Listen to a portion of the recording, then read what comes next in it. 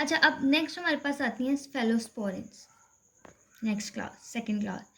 अब मतलब जो बैक्टीरिया बीटा लैक्टमेज जिनके पास ज़्यादा होता है और वो पेनिसिलिन को रेजिस्ट करते हैं ना, यानी पेनिसिलिन को रेजिस्ट कर दिया, उनमें हम क्या करते हैं, सेकेंडली सेफेलोस्पोरेंस को यूज़ करते हैं। यानी जो रेजिस्टेंट पेनिसिलिन से रेजिस्टेंट है उन बैक्टीरियाज के खिलाफ हम क्या करते हैं, सेफेलोस्पोरेंस यूज़ करते हैं। ये भी बीटा लैक्टम एंटीबायोटिक है, ठीक है, बीटा लैक्टम है। सेकेंडली इसको किससे डिस्कवर किया गया था, एक फंगस से, डिस्कवर फ्रॉम फंगस, जिसे हम क्या कहते हैं, स्फेलोस्पोरियम, स्पोरियम, इसीलिए इसका नाम क्या है, सेफलोस्पोरियम। मैकेनिज्म ऑफ एक्शन की बात करें, सेम मैकेनिज्म ऑफ एक्शन है जो कि हमारे पास किनका था, पेनिसिलिन्स का था। बैक्टीरिया ने एंटर होना है, पीबीपी के साथ बाइंड करना है, क्रॉस लिंकेज रोकनी है, वीक सेल वॉल कर देनी है और सेल लाइसिस कर देनी है। सेम मैकेनिज्म ऑफ एक्शन है सारी एंटीबायोटिक्स का, ठीक है, एक्सेप्ट वैंकोमाइसिन और डेप्टोमाइसिन। अब ये हो गया mechanism of action same as penicillin, इसे हम बार बार नहीं लिखते।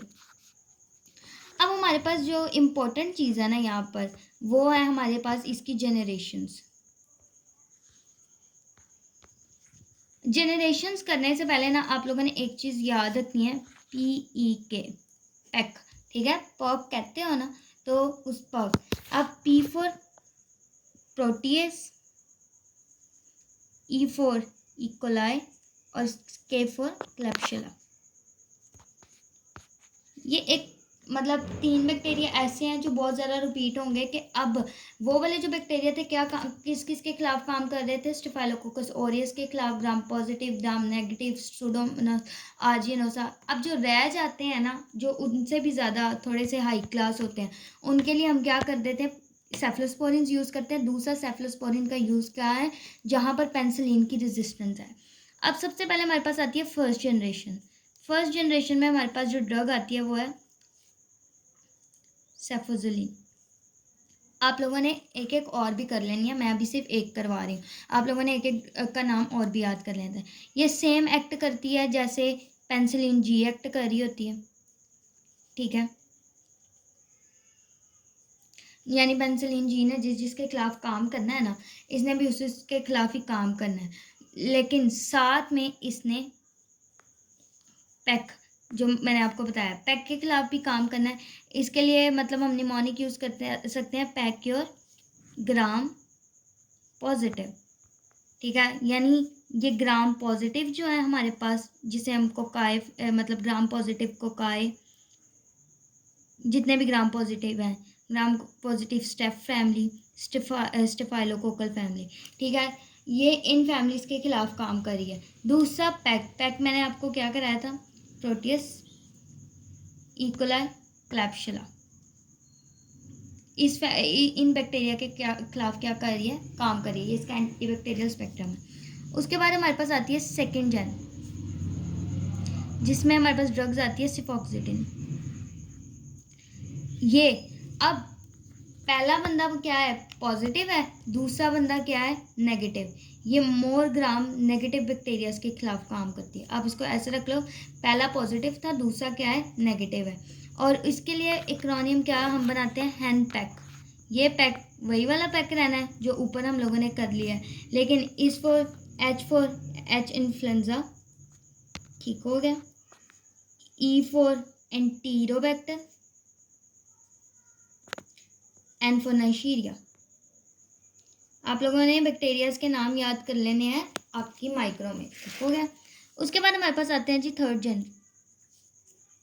जनरेशन में हमारे पास आता है सेफ्ट्रिक्सोन, और ये वर्ड में बहुत कॉमनली यूज़ होता है, ठीक है, सेफ्ट्रिक्सोन। अब पहला पॉजिटिव था, दूसरा नेगेटिव था, तीसरा उससे ज़्यादा क्या है, कामदेह है, और ये ज़्यादा सीरियस इन्फेक्शंस में यूज़ होता है। जो हमारे सीरियस इन्फेक्शंस है ना, जिसमें सेप्सिस हो गया, नमूनिया हो गया, इन सब में ये यूज़ होता है, मेनिंजाइटिस हो गया। और इसकी जो कवरेज है, इसका स्पेक्ट्रम, वो बहुत एक्सीलेंट है, एक्सीलेंट ग्राम कवरेज देता है ये हमें, ठीक हो गया। मतलब इसने अगर क्या से कहते हैं, एक ड्रग इन दोनों से रेजिस्ट कर रही है तो इसको हम देंगे, ताकि क्योंकि इसकी रेजिस्टेंस ज़्यादा अच्छी है, ये ज़्यादा एक्सीलेंटली काम करता है। उसके बाद हमारे पास आती है फोर्थ जनरेशन। फोर्थ जनरेशन में हमारे पास ड्रग आती है सेफीपाइन। ये ब्रॉडेस्ट है, ठीक है, ये एक्सीलेंट काम कर रहा है और ये ब्रॉडेस्ट है, यानी इसने स्टेफाइलोकोकस पॉजिटिव नेगेटिव के साथ साथ सूडो मोनास के खिलाफ भी क्या करना है, काम करना है। अब आप लोगों को याद हो तो जो चौथी फैमिली थी उसकी पेंसिलिन की, वो भी क्या थी, एंटी सूडोमोनल थी ना, तो ये भी सूडोमोनल है। और थर्ड जनरेशन क्या थी, एक्सटेंडेड स्पेक्ट्रम थी, तो ये भी क्या एक्सीलेंट काम कर रहा है, स्वेयर इन्फेक्शंस में काम कर रहा है। तो आप लोग इसको कंपैरिजन पे भी याद कर सकते हैं। उसके बाद हमारे पास आते हैं फिफ्थ वन। जब सबकी कहानी ख़त्म हो जाती है तो फिर हम फिफ्थ वन यूज़ करते हैं, जिसमें हमारे पास आता है सेफ्ट्रोलिन। और ये हमारे पास किस में काम करता है, against मर्सा मैथिसिलिन resistance staphylococcus aureus infection, ठीक है। तो ये किसके खिलाफ काम कर रहा है, मर्सा के। अब आप लोगों ने जनरेशन्स और उनके काम याद करने हैं, ठीक है। पहली पॉजिटिव है, दूसरी नेगेटिव है, तीसरी एक्सीलेंट काम करी, चौथी ब्रॉडेस्ट है, और ये इसका तो अखीर लेवल है ना कि मर्सा के खिलाफ काम कर रहे हैं। MO same as penicillin, ADR same as penicillin, MO और एडीआर सेम एज पेंसिलिन, पूरे चैप्टर के, ठीक है, सेम है, कोई इसमें वो नहीं है, एक नया ऐड नहीं हो रहा। उसके बाद हमारे पास आ जाती है कार्बापिनेज। ये भी हम इधर ही कर लेते हैं, कार्बापिनेज। अब ये ब्रॉड है, पेंसिलिन और सफेलो स्पोरिन से ज़्यादा ब्रॉड है, ठीक है, ब्रॉड स्पेक्ट्रम, इसका स्पेक्ट्रम नैरो नहीं है, और ये लाइफ सेविंग है।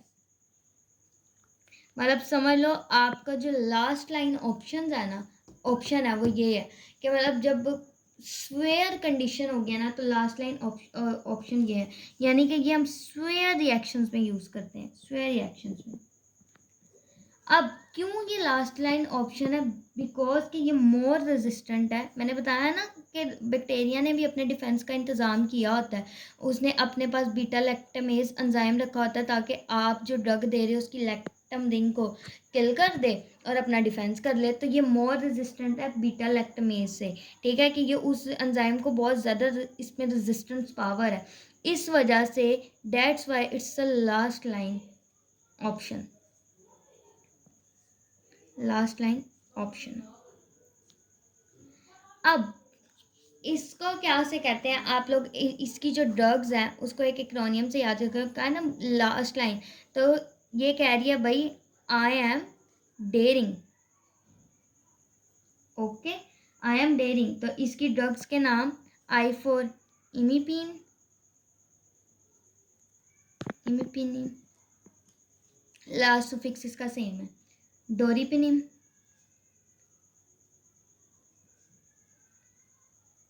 एंट्रापिनिम।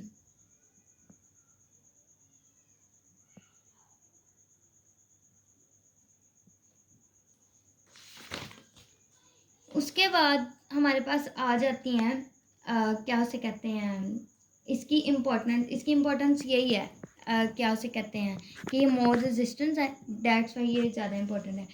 Ammo same as it is, same as penicillin.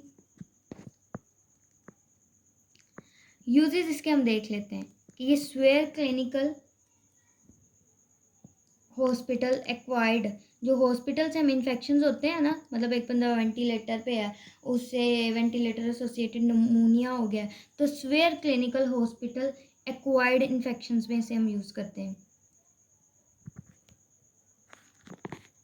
उसके बाद आपका जो कॉम्प्लिकेटेड इंट्रा अब्डोमिनल इन्फेक्शन होते हैं उसमें हम यूज़ करते हैं, एब्डोमिनल इन्फेक्शंस में। फिर सेप्टिसीमिया में, सेप्टिसीमिया हो गया, नमूनिया हो गया, यूटीआई हो गया, स्वेयर आपको यूटीआई स्वेयर, और पोलीमाइक्रोबियल इन्फेक्शंस में उनमें यूज़ करते हैं।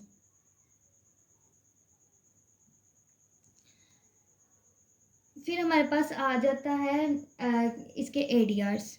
इसके एरियाज़ में एक ही स्पेसिफिक है सीजर्स, जो बाकी नहीं है। बाकी जो सारा के सारे हैं ना सेम है, सेम कॉमन। ठीक है, ये इसका स्पेसिफिक था।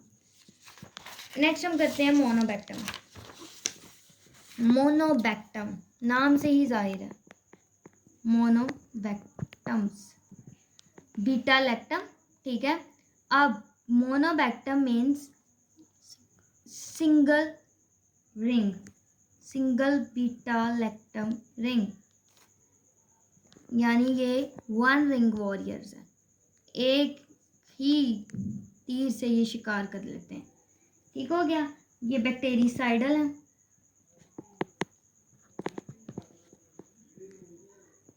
और ये ग्राम नेगेटिव एरोबिक बेसिलाई के खिलाफ काम करते हैं। Gram negative aerobic bacillus. Uses इसके देख लेते हैं। MOA-ADR सेम है यूजेस, ये भी स्वेयर ग्राम नेगेटिव इन्फेक्शंस में यूज़ होता है, स्वेयर ग्राम नेगेटिव इन्फेक्शन। उसके बाद हमारे पास रेस्पिरेटरी और यूटीआई इन्फेक्शंस में भी यूज़ होता है, रेस्पिरेटरी और यूटीआई इन्फेक्शन। तो यहाँ तक हमारी जो बीटा लैक्टम ड्रग्स थी ना वो पूरी होगी।